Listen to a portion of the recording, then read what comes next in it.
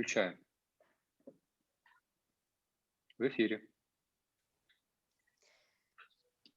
Харли Кион из МСС. Приветствую вас, уважаемые наши подписчики портала Питер Татар. Я Катифа Гайнединова.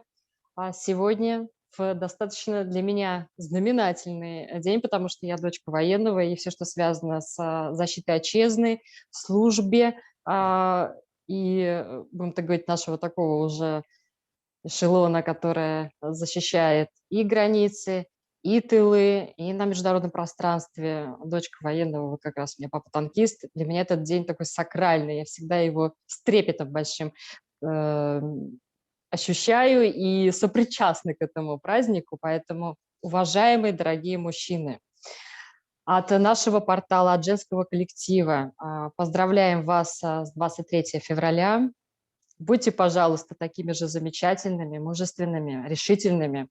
И пусть доблесть, достоинство и честь, и все, что связано с вашей вот этой силой, могуществом, оно вас только усиливается, а мы, женщины, будем вдохновлять вас на новые свершения, на новые подвиги во имя любви, процветания человека здесь, на планете Земля. Ну и, конечно же, начиная с родного края, с родной семьи. Поэтому поздравляем.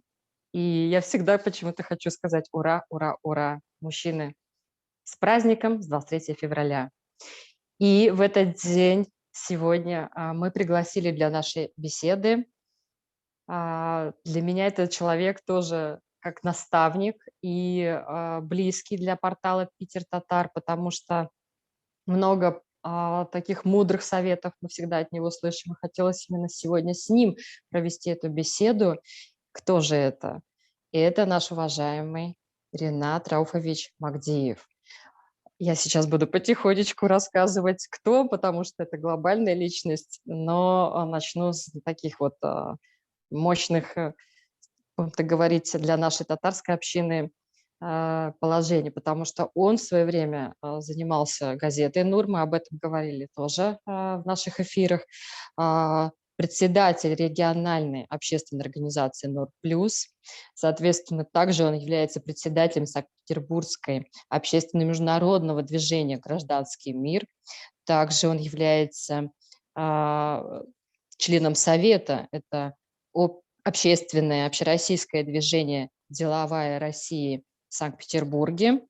Ну, а также мы его знаем по его профессиональной линии. Он является доктором технических наук, профессор международного консорциума фундаментального образования, Балтийский государственный технологический университет, военмех. То есть как в одном человеке все это помещается, это, конечно, грандиозно и вызывает бесконечное уважение.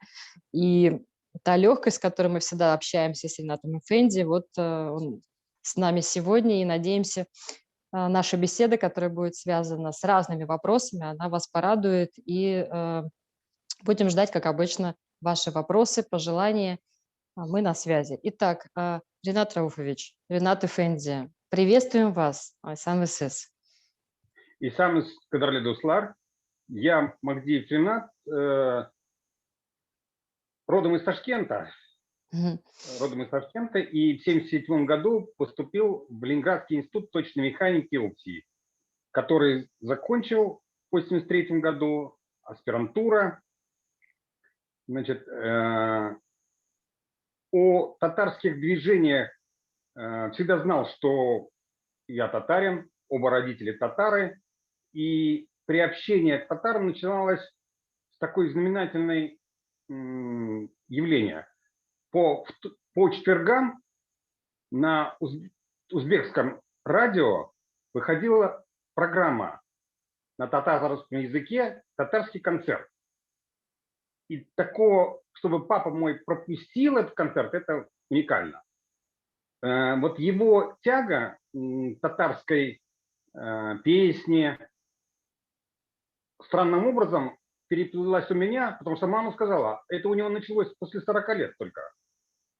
У меня же это началось немножко раньше. Через что? А то, что по окончании золотой медалью школы мы с мамой пришли к моему дедушке, значит, показать, что вот золотая медаль, все очень хорошо, сказал дедушка. О, все, молодец, молодец. Ну и так, может быть, по традиции татар, значит, из-под скатерти достал письмо, вернее, открытку. Там было написано на арабской вязью. Татары между собой общались на старотатарском письменности. Он говорит, на, почитай, у меня очков нету. А я говорю, а я не могу. А он мне, так ты что, безграмотный? Да, вызов, да, вызов. Так. Вот. А ты что, безграмотный? Ну, вот это, мы посмеялись, но засело во мне это. И когда уже в Санкт-Петербурге в конце 80-х годов в маленькой статейке я прочитал объявление, что изучаем арабский язык и старотатарский. А дома были письма, открытки, вот, написанные арабской вязью. Тоже было интересно, о чем, что. Они хранились очень с почтением. Вот. Отдельно я могу рассказать как мне достался Коран рукописный, но это отдельная история. Я тоже расскажу, 16 века. Вот. И вот это во мне было. Но были и еще знамения. Однажды, идя по Петроградской стороне, я увидел уже в конце 80-х большую афишу Махди. Моя фамилия Магдиев, а тут Махди. И это тоже зародило такой интерес. Я начал искать, смотреть. А это была рок-опера нашего уважаемого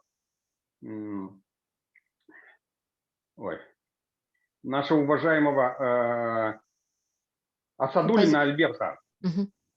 Вот. Массовое деятельность. Я волей судьбы не попал туда, но потом мне досталось от Мухлисы Хамзиновны пластинка Махди, рок-оперы. Такие знамения. Вот. А это занятие организовывала арабский в ДК Ильича, организовывала Мухлиза Хамзиновна. Я тогда не попал туда. И только спустя 10 лет я волю судьбы через татар, уже по бизнесу, Чинакаев Рашид, привел меня на мероприятие. Одно, второе, третье. Я увидел. Мероприятия были связаны с татарами. Мы как бизнес стали помогать организации Сабантуя. Я осознал, что это большое движение. Было очень интересно. Организация Сабантуя. Тогда поле было неухоженное. Мы с машинами заезжали прямо на поле. Это сейчас вот туда невозможно попасть. А тогда все было. И сценой являлась автомобиль этого. Прицеп, да, вот этот, да, прицеп. Прицепе, Ага, фура, да, да, ага, на фуре, да. вот на грузовом прицепе было установлено.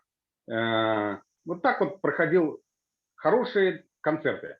Но Мухлиза Хамзиновна была, потом уже мне стало известно, в организации с 1956 года на этом месте проведения Сабантуя, что отдельно очень интересно. А с Мухлисой Хамзиновной мы познакомились вот на одном из мероприятий во дворце Шереметьево. Вот, значит, когда было, мы стали таким образом, было мероприятие, значит, после него ифтар, чаепитие, разговение. Было интересно, как это все происходит, и поучительно. Потому что Мухлиса Хамзиновна каждую встречу превращала в урок. Это вот знаменательная ее методика притяжения, проникновения. Вот. Мы стараемся тоже это поддерживать. И вот, оказавшись на одном из таких мероприятий, я осознал, что это вот интересно, поучительно. И опять знамение. Дочка пошла в 1 класс, и я ее спросил, не обижают ли, там уже там месяц или полтора прошло, не обижают ли, что? Она говорит, не-не-не, все хорошо, но чувствую что-то не то. Я более так глубже. Что? Ну, иногда там что-нибудь называют. Называют, она сказала. Я говорю, обзывают? Как? Иностранка. Не характерно даже для нашей школы. Я говорю, что, татаркой? Да, вот татаркой. И как-то вот, я говорю, ну, понимаешь, мы татары, и я тебе покажу татар. И привел на мероприятие, которое Мухлиса Хамзиновна организовывала. Привел дочку. Я говорю, вот стихи. А тогда стихи читала внучка Мусы Джалиля. Очень проникновенно и страстно. Она артистка, очень хорошо. Потом мероприятие, ифтар был. Пели песни татарские тоже. Значит, я говорю, вот татары, вот язык, вот культура. И все, и как рукой сняло. Вот все вот эти вот наслоения, значит, комплекс. И потом они, обе уже дочки, на сабантуй всегда легко и свободно. И в знак вот такой благодарности я сказал, Мухлиса Хамзиновна, я с вами. Я с вами. И мы с Джамилем Гениатуловым стали просто поддерживать те мероприятия. Мы как бизнес, концерты Сайры Азимовны, встречи Альфинур Шарафуддиновны, значит, мы просто вот в культуре. А потом, когда было одно из мероприятий татарской общины, татарской автономии, мы заявили, мы поддерживаем культуру. И с ним вдвоем мероприятие. И вот встречи с деятелями культуры, консерватория, значит, ежемесячные вечера ДК, нет, сначала не ДК было, сначала было дворец Шереметьево, значит, когда еще до ремонта, там был музей скрипичных инструментов, вот там, потом, когда Белый зал отремонтировали, значит, потом музей Щесинской, вот мы занимались организацией. Еще очень плотно работали с музей-квартира Пушкиных. Сайра Азимовна, на ее авторитете, ей зал Пушкинского дома, музей, квартиры, давали бесплатно. Бесплатно. И он вполне был привлекательным для творческой интеллигенции татарской. Хорошее место, красиво, тепло. Тут, как Мухлиса Хамзиновна, только расходы – это гардеробщик и уборщик. Все. Мы, Курмакаев нам очень много помогал, и мы вот так вот совместно вышли на самоокупаемость этих мероприятий ежемесячных. Было вот очень интересно. Все руководство консерватории нами было интересно. И мы подошли к пониманию того, что при консерватории можно было создать национальный культурный центр музыкальный при консерватории. И вот уже должны быть. Ну, смена ректоров консерватории, нестыковки, чехарда. А сейчас вот эти затянувшиеся на десятилетия ремонт консерватории, вот это все вот повлияло очень сильно. те времена, в начале 90-х, еще были ожидания создания татарского культурного центра. Мухлиса Хамзиновна очень как бы это пропагандировала.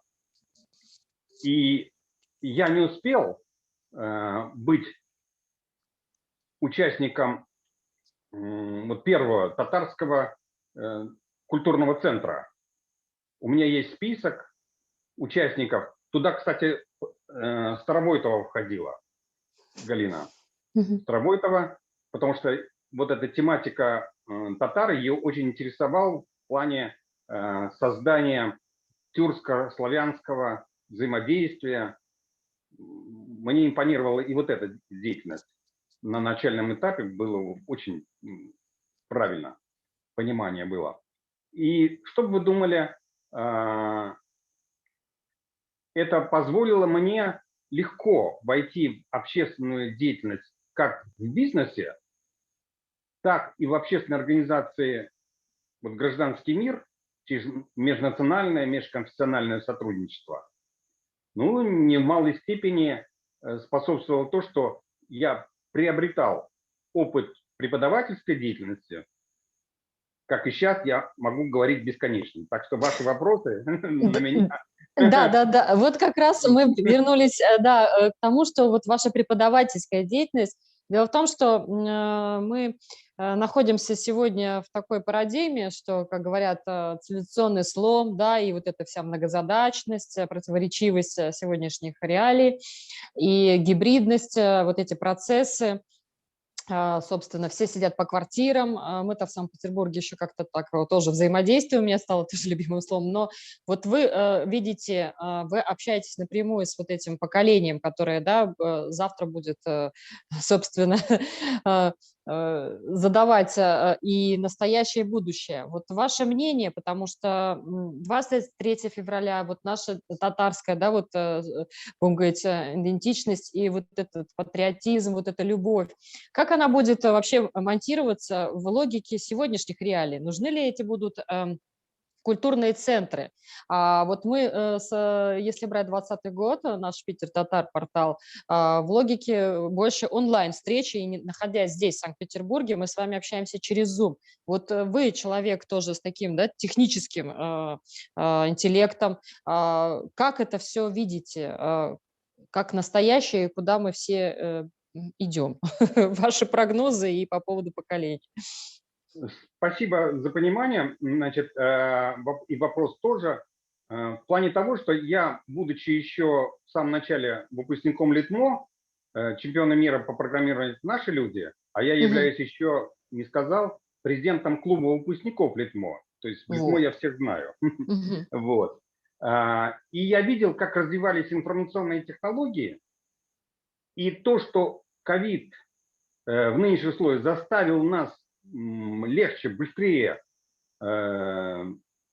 усиленнее перейти к такому общению, с одной стороны, это хорошо.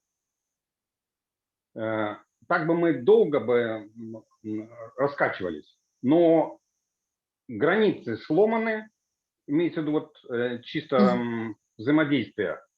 Мы легко общаемся, надо отдать должное, мне понравилось заслуги Всемирного конгресса татар, когда на мероприятиях в Казани мы видели и татар из Австралии, Соединенных Штатов, Афганистана, Китая.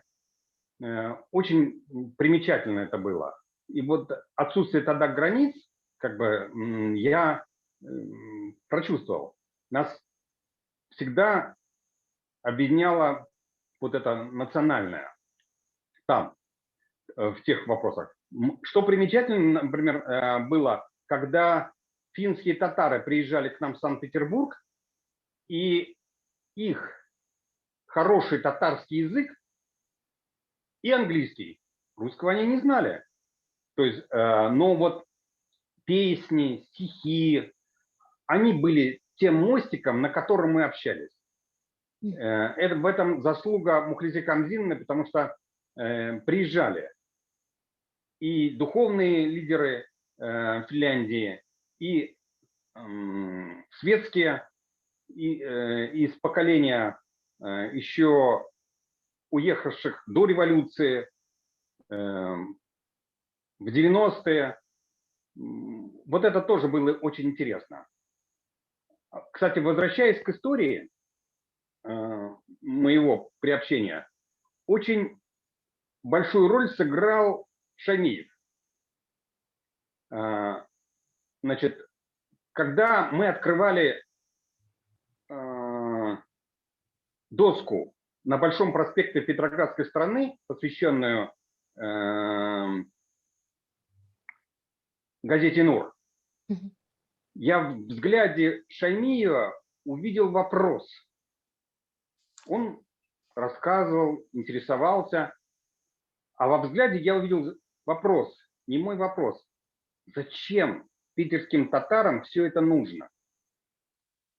Так зачем, вот Ренат Вот Эфренич? зачем? Да, да. Казалось бы, вот там Татарстан. Нет, мы, питерские татары, я приобщаюсь это, тянемся к общетатарским ценностям, памяти, традициям. И видя, что он ищет этот ответ, я тоже задумался над этим.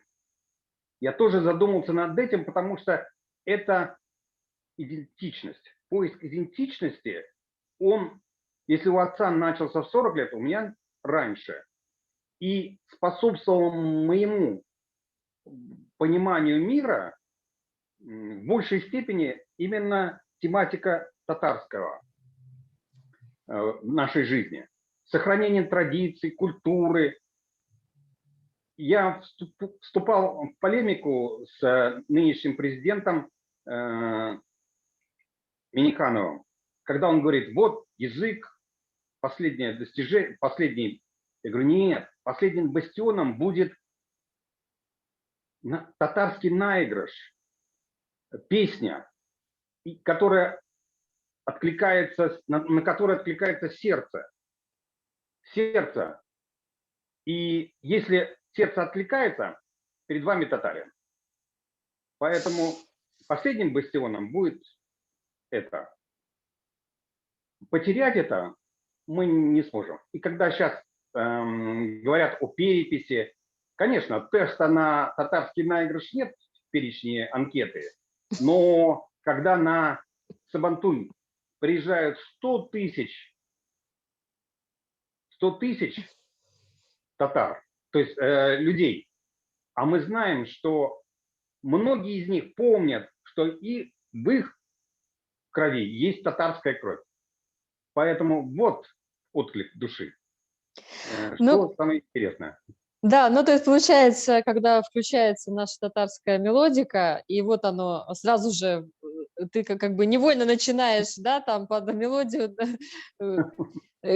откликается, как говорится, тело, душа.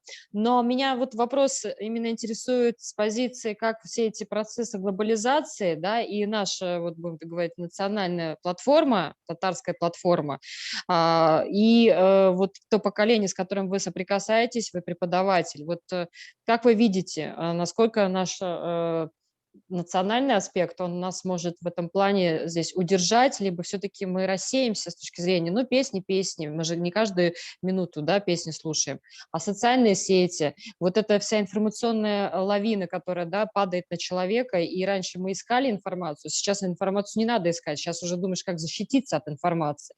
И вот 23 февраля, безопасность, да, вот, ну, как бы говорим о защите отчизны. Вот ваше мнение все-таки, мы же как бы гуманитарии, технари, как говорится, да, вот что происходит, кого теперь будем защищать, как защищать, от чего защищать, и в целом вот эти нравственные, да, понятия, да, вот как они на сегодняшнем поколении, вот вы видите, отражаются в поведении, в реакциях, и как это дальше будет развиваться?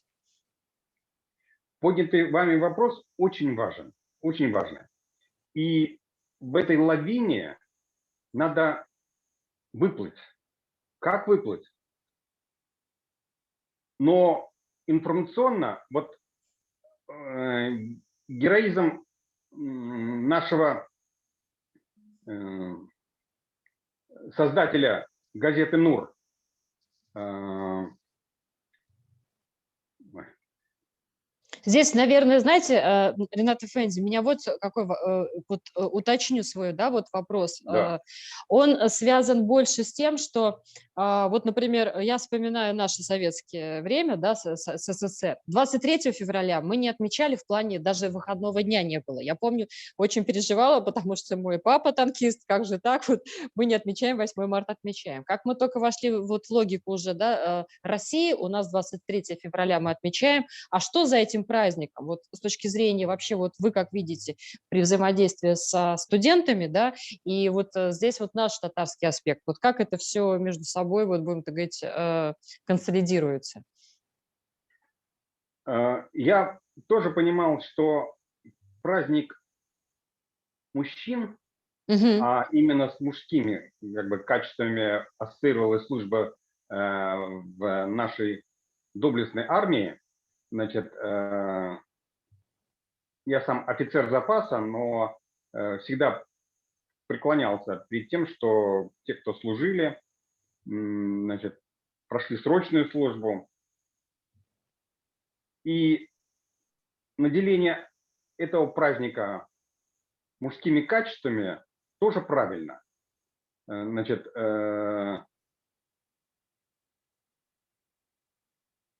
по логике нашей жизни нельзя будет уйти в сторону, как сейчас звучит в Европе, он и он. Нельзя будет уйти в гендерное, значит, неравенство. Поэтому я за то, чтобы праздник был, но его воинственный характер может быть отойти на второй план. То есть Значит, другие, то есть он приобретает другие оттенки, другие, то есть суть-то она одна, но он приобретает в силу современного, да, вот обстановки другие коннотации. Тогда это какие? Потому что вот, собственно, кто вот на сегодняшний день, кто он защитник отчизны? Это тот, который сидит и разбирается в IT-технологиях и может блокировать какую-то фейковую информацию? Кто он?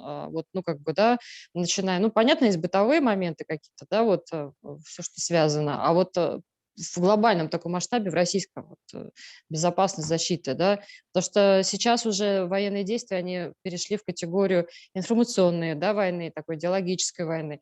Тогда кто он, защитник? Вот, поменяется ли это, или все-таки это как-то вот останется как архаика, знаете, вот, да, вот исторический такой уже элемент, вот 23 февраля, вот и вот эти открыточки с танками, с самолетами, с кораблями, вот олицетворение вот этого мужественности. Вот почему я и корюсь на тему, да, вы взаимодействуете со студентами, что вы видите в них, какие качества? вот отец семейства, защитник семьи, вот это выйдет на первый план, в моем Мгм. понимании. Мгм. Именно эти качества, э, выстроенная семья, достаток семьи, воспитание детей, подрастающего поколения, вот это выйдет на первый план. Мгм. И роль мужчины, защитника семьи, будет основополагающая. Вот, тогда, получается, мы возвращаемся к нашей татарской традиционной семье. Как раз-таки вы Да, говорили о да. том, что каждый четверг ваш папа включал музыкальный концерт, и это вас формировало. А потом, когда это вот такая, да, преемственность, дочка, да, пришла, и вы прочувствовали, что есть какой-то нерв, ей достаточно было попасть в среду, понять в культурную, да, такую обстановку татарскую, и все как бы запело. То есть, получается, ну, как бы если мы говорим о том, что сохранение в России вот этих вот национальных аспектов, например, татарской, там, я не знаю, там, будь там Мордовия, там, да, Чувашия, вот мы сохраняем семью, а здесь уже как бы вот он, сын, а потом он вырастает в мальчика, уже в защитника. И вот эти реформы, которые, кстати, связаны с тем, что сейчас же сколько служит, год или 2? Год, да, вот Год, год, да. год. Вот как вы считаете, вот эта тема, что там, вот, ну, как бы, в отличие за 2 года и год, правильно ли Да, это тоже? разница большая, но в нынешний век такого плотного временного характера отрывать человека от стремления к самодостаточности, потому что иди служи. И начинается вопрос: служи. Какие ценности? Ценности другие. Раньше это был патриотизм, такого, значит, основополагающего фактора нету. Что защищаем, кого защищаем, значит, вот. И потеря вот таких приоритетов на 2 года, конечно, сказывается. Бизнес, способность за год обогатиться каким-то образом, пока не знаю, значит, как предполагает молодежь в нынешних условиях. Вот. Но год жизни – это год жизни. Мгм. Поэтому я согласен, что отдав служению год в нынешних условиях, это равнодостаточно для 3 года в советское время, 2 года в российское время, и теперь год. Я Мгм. считаю, что это вот долг Разумно, да, это разумно, разумно. да. Да, с учетом Да. того, что мы живем достаточно в такое быстрое время, все в динамике, все меняется, поэтому мгм.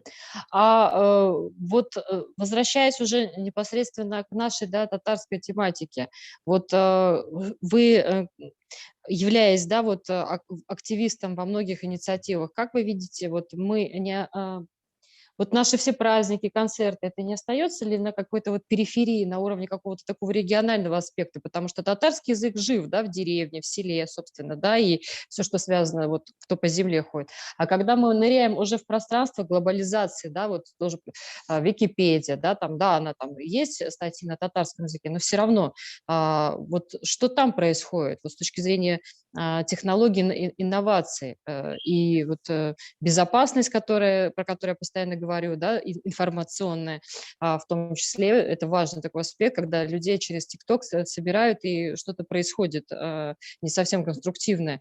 Вот как мы, будем говорить, со своей татарской идентичностью можем здесь составить какую-то такую созидательную силу? Вот как вы это видите? А, Информационное объединение, Мгм. а, значит, возможно не только через газету. Поэтому Мгм. вот дважды войти в одну реку невозможно. И я приветствую и очень рад, что Равиль Закиров Мгм. поддержал создание вот этого татарского портала. Мгм. Новые технологии, новые информационные подходы, пути. Это очень своевременно и правильно. Газета – это достижение XVIII века, Мгм. значит, информационное. Баязитов своим служением показал, что это очень важно. Мы поддержали, но время уже другое. Новые Время герои, другое. да, да, новые формы. Мгм. Вот. Новые формы, но герои те же самые. Я имею в А, виду герои. В каком плане? мгм. Человек с его стремлениями души к татарской тематике, к песне, к танцу, они остались. И мы должны вот это поддержать. Я не говорю каждую неделю концерт. Мгм. Это очень сложно. Но надо к этому идти. Если мы выйдем хотя бы в Ютубе к еженедельному концерту Мгм. татарского, постоянно, почему мы хорошо проводили время с Айразимным, Хузерхамдиной? Потому что выработалась привычка у татарской интеллигенции города постоянства места и времени. То есть каждый четверг, Мгм. значит, мы встречались в татарской, ну, гостиной, тогда это звучало тоже, Мгм. в музее на Островского 5. Мгм. Это музей-квартира дирекции императорских театров. Мгм. Было очень знаменательно. Красивые интерьеры, хороший зал с роялем и медийным оборудованием. И вот это позволяло 60-70 людей ежемесячно собирать.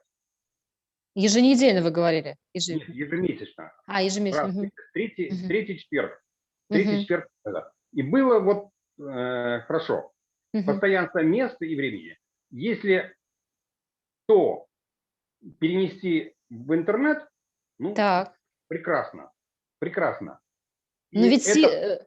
мгм. Мгм. Сила-то живого общения, ее невозможно сравнить Ну, с конечно. Поэтому предлагаю еженедельно Равилю организовывать нарезку, я подчеркиваю, нарезку тех материалов, которые ему удается записать, переписать, собрать. Вот когда я формировал газету «Нур», значит, у меня была договоренность с Татмедиа, с информационными каналами Татарстана, тогда они только начинали свою работу, значит, с татарами Германии, севера Петрозаводска, пользоваться их материалами бесплатно. Я на встречах Конгресс татар переговаривал и добивался этого. Мгм. Пользуйся. Мне было очень интересно. Ивановские татары, вот, латвийские татары. Значит, мы обменивались информацией, и я собирал для газеты этот материал. Потому что для татар Санкт-Петербурга очень важно видеть не только то, что происходит у нас внутри, но и как это соотносится с другими регионами России, мира. Мгм. Возникает вот это вот понимание общности. Мгм. Тема Зур-Татарстан, она раздвигала эти границы. Мгм. Сейчас Мгм. этот термин немножко так подзабыли, но я ощущал себя в этом Зур-Татарстан. Мгм. Вот. И мне приятно было с Ремзилябе Валеевым участвовать в этом движении. Мгм. Вот. И не терять идентичность в мусульманском движении. Вы помните Радика Амирова? Мгм. Он был инициатором создания мусульманских журналистов в Москве. Я вошел туда, и тоже было интересно и поучительно там работать. Вот это способствовало такому пониманию, для чего, зачем, и приносило самоудовлетворение, плоды востребованности. Ну вот понимаете, это вы говорите про такой классический подход развития глобализации, да, вот, ну, как бы Да, использовать, да, потому что вот есть этот интернет, и можно его направлять на вот такой ресурс, а можно, наоборот, на какой-то автономности и на вообще полностью такую изоляцию. Но говорят сейчас очень многие, вот кто в науке, что вот этот классический подход к глобализации, на самом деле другая глобализация произошла. То есть вот это, почему говорят, цивилизационный слом. Вот вы, когда общаетесь со своими студентами, вот вы не видите этого? Вот, или все-таки происходит, потому что идеологически, да, вот это же поколение другое, и они совершенно иначе воспринимают. У них другие, будем говорить, мультики, фильмы, и уже не пошутишь с ними, да, на предмет вот какого-то такого доброго советского, да, вот кино. Они ориентируются на глобальные, на англоязычную, да, вот такую вот, будем говорить, вот культуру, да, массовую. Вот в этой логике мы, татары, вот как дальше? Потому что наше поколение, ваше поколение, да, оно чтит вот и сохраняет теплоту, уют, да, вот это, и тяготит к этим. Ну, можно включить в Ютубе любой, написать, да, в поисковике татарский концерт, и зачем тогда нам, Питер Татар, генерировать вот этот контент? Вот о чем речь. Вот как это все может... Я понимаю, что вопрос непростой. Ну вот все-таки ваш подход именно технического такого, да, вот менталитета, интеллекта и общения с вот этим подрастающим поколением, которые сегодня студенты, а завтра будут. Вот как дальше, какие можно решения с точки зрения нашего татарского аспекта, помимо вот этих концертов? Потому что, ну, можно же в поисковике, в Ютубе найти концерт и включать, пожалуйста, в Да, любой. но к этому надо прийти. Прийти не революционно, а эволюционно, говорю я. Потому Так. что очень на нашем татарском движении я это прочувствовал таким образом. Когда мы организовывали любое мероприятие, то Мухлиса Хамзиновна приглашала бабушек, ну, то есть свое поколение. Мгм. А бабушки с ее требований приглашали своих внуков. И Мгм. внуки лет до 10-11 беспрекословно, подчиняясь, приходили на наши мероприятия. И Мгм. они азы вот такого общения воспринимали. Воспринимали татарскую речь, культуру, танцы. Да, они потом пропадали. Я в татарском движении давно, они потом пропадали. Но Вот. что вы думаете? Они потом появлялись. Вот Появлялись, мы пришли к волшебной этой точке, потому что я всегда, когда вот, ну, когда вот мы встречаемся, говорю: "Где молодежь?" Да, вот мы всегда вот этот они пропадали, а потом они вот когда они появлялись а через сколько. появлялись они, увы, на негативе неудавшегося брака. М. Вот это негатив, связанный, он меня не понимает, он там обвинения, вот. А уже ко Психологически, второму, да. да, Мгм. психологический слом такой. А во втором браке уже ответственно, в поиске второго брака, более ответственно подходят к этой проблематике. А почему это произошло? А, а вот те, кто татары, женатые на татарках, или вышли замуж за татарина, они почему-то у них нормально это все происходит. Потому что он не пьет, он там верующий. Это дополнительные. Мгм. Это я глобально Да-да-да, беру. да. И они начинают иначе относиться к этим ценностям. Мгм. Мгм. И уже не на дискотеке ищут себе пару, а вот на культурных мероприятиях. Это Мгм. срабатывало. И Мгм. я это видел очень много раз. Мгм. То есть все-таки ваше мнение, такое экспертное, человека с таким достаточно серьезным опытом, да, и включением в разные процессы, в движение, мероприятия, которые жизненные, вот эти, не онлайн, а вот реально, вот мы встречаемся, Да, и в какой-то татарская степени, гостиная, да, вот то, что мы, там тот же Акалфак проводит, полпредства Республики да, Татарстан, да, вот в Санкт-Петербурге проводит, это к этому относиться нужно с ситуацией, что это не для сегодня, а даже для, скорее всего, для послезавтра, да? именно так, именно так, именно так. Мгм. Так, а теперь вот, собственно, ваша творческая составляющая. Вот сегодня вы сами чем вдохновляетесь? Вот какую пишете, может быть, там работу, потому что все-таки ваш статус быть профессором, ну вот куда вы дальше свою научную мысль вот направляете? С чем она будет связана? Поделитесь, пожалуйста. Я как специалист в области моделирования автоматизации производства, производственных систем, Мгм. вижу некоторый такой вот момент, связанный с тем, что время сейчас на слуху цифровой двойник. Мгм. Цифровой двойник – это замещающее цифровое пространство, но служащее для того, чтобы обкатать какие-то решения. То Так, есть реальность. ага. А на цифровом двойнике мы проверяем те или иные подходы, решения, направления. Мгм. Вот это мне очень интересно, как это применимо в общественной жизни, потому что общественная жизнь сослагательного наклонения не имеет. Значит, но как это пойдет в жизнь, пока вот очень интересно.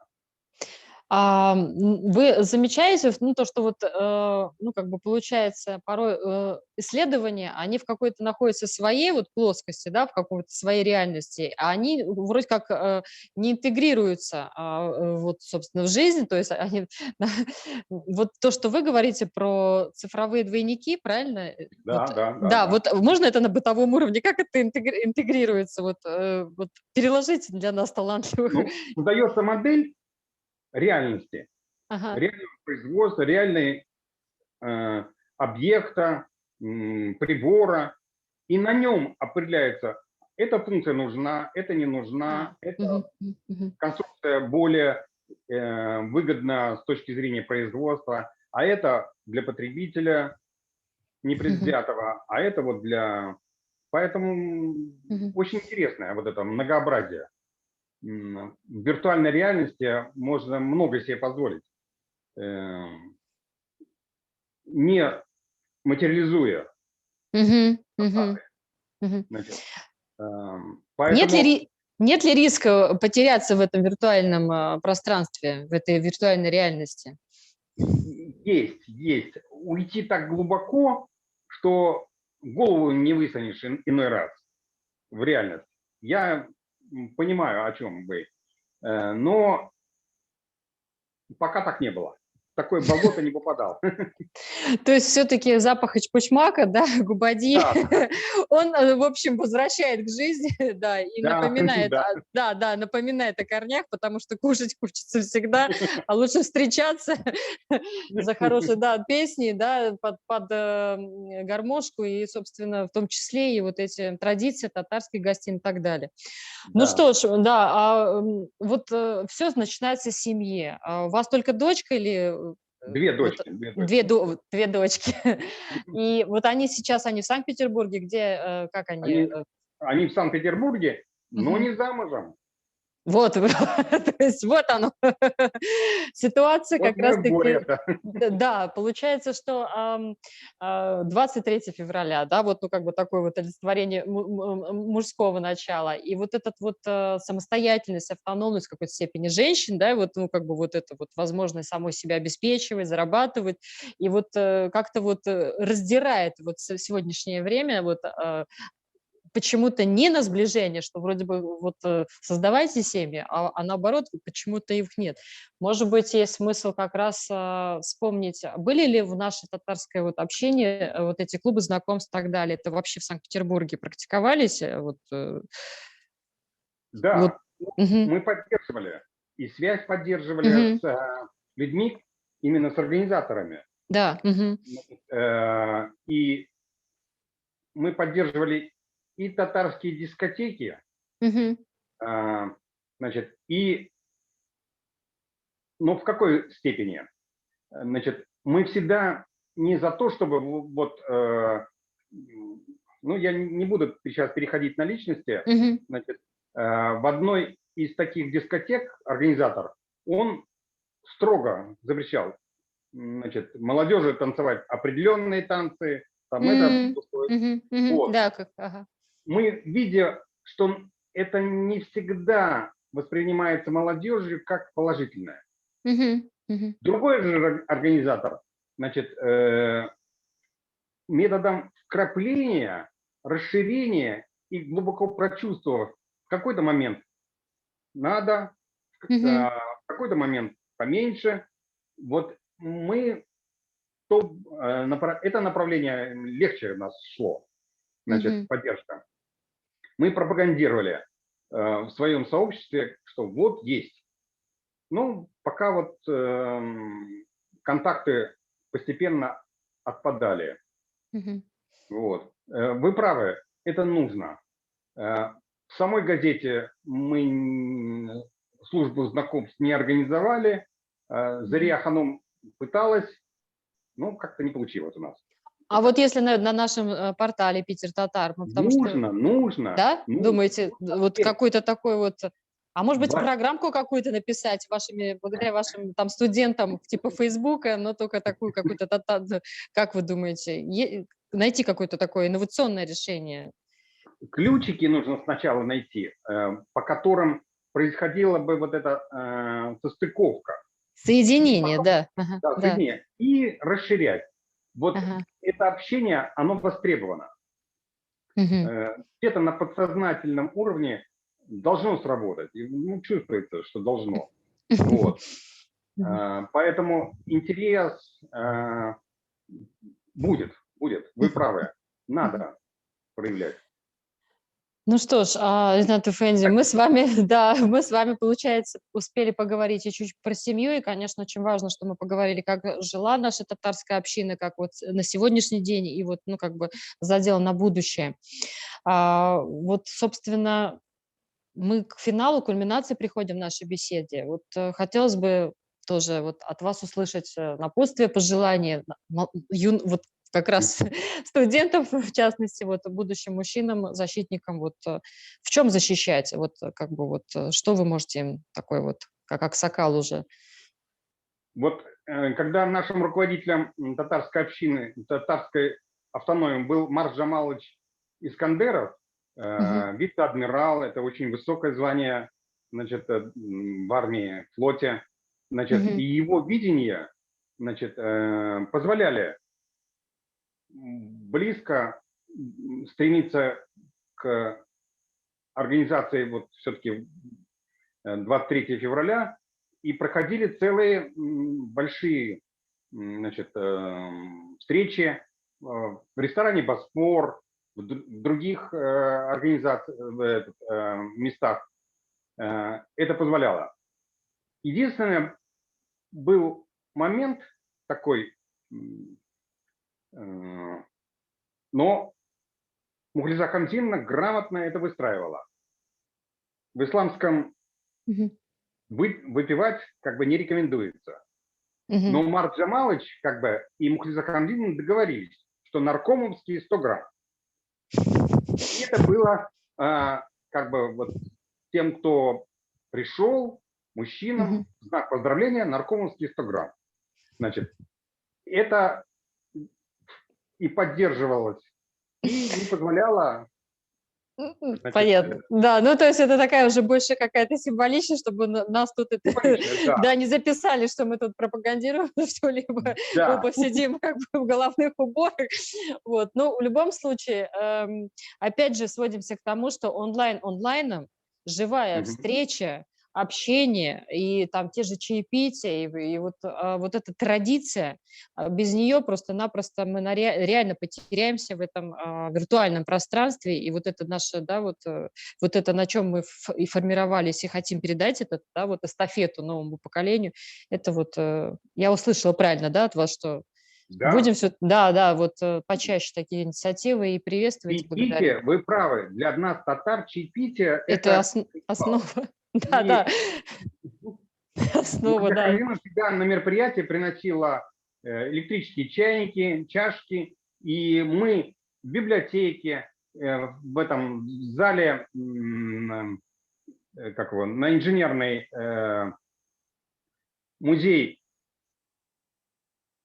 народов СССР, истории народов СССР, Мгм, мгм. вот, не Кунсткамера, а вот Я этот, поняла. Мгм, вот, там в конференц-зале мы устраивали чаепитие. мгм. Вот. Это было традиционно. Для татарской гостиной тоже принималось хорошо. Значит, библиотеки на Гороховой. Поэтому вот это сближает, это позволяет общаться, ну и, Соз- соответственно, решать Да, вот эти вот да. насущные проблемы знакомств, то же самое. Создание атмосферы, да, создание атмосферы с живым Да, общением, вот, собственно, да. общение. Да, ну вот тут как раз со следующей недели по субботам стартанет программа обучения татарского языка. Я очень жду этого дня и тоже как бы всех анонсируем о том, что полпредства Республики Татарстан, Санкт-Петербург, Ленинградской области вот организовали эту замечательную инициативу. Поэтому всех присоединяется к этой инициативе, мы приглашаем и ждем. Вот по субботам будет занятие. Это тоже в неком роде какой-то такой вот правильный элемент, который нас собирает еще больше, да, и консолидирует. Ну что ж, Ренат Рауфович, Ренат Эфенди, благодарю вас за такую интересную беседу, да, и поздравите тогда от вашего лица дорогих мужчин. Дорогие, дорогие друзья, накануне такого праздника, как 23 февраля, традиционная советской армии, российской армии, хочу поздравить, сказать, что мы защитники, мы опора и всегда готовы к сохранению традиций, ценностей и передаче и этого молодежи. Да будет здоровье, да будет счастье и радость в этой жизни. Аминь. Спасибо. Да. Ну что ж, благодарим вас за прекрасную беседу, что вы подарите это время для канала «Питер Татар». И также до новых встреч, как говорится, на наших мероприятиях, медиафорум, там, конференции. Еще раз благодарим, что вы, Зурахмат, за то, что вы с нами, нам помогаете, направляете и являетесь таким вот, будем говорить, наставником, вот, по сути. Ну что ж, Ренат Эфенди, тоже Спасибо. благополучия, да, Спасибо. да, процветания, всего доброго. И до новых встреч здесь, на канале «Питер Татар», на канале в Ютубе. Благодарим за внимание, хорошего всем настроения. Сау Иншаллах. булыгыз. Да будет, да.